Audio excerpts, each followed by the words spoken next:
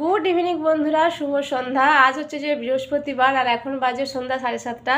ছেলেকে সন্ধে টন্ধে দিয়ে বই টই পড়ে টিউশন দিতে গেছিলাম। ওর বাবার কাজ আছে বললো। টিউশন দিতে গিয়ে অনেক দিন থেকেই মনের বাসনা ছিল ওই সামনে একটা কৃষ্ণ মন্দির আছে, ওখানে পুজো দেবো বলে। মানে পুজো অলরেডি আগে 2বার দেওয়া আছে, 2-3বার। তো একদিন ইচ্ছা ছিল মনের মধ্যে যে ছানা লাবড়ি মানে আমার পছন্দের মিষ্টি দিয়ে পুজো দেবো। ঠিক আছে, ওখানে গোপাল, বজরং মানে পঞ্চমুখী হনুমান সব মন্দির আছে।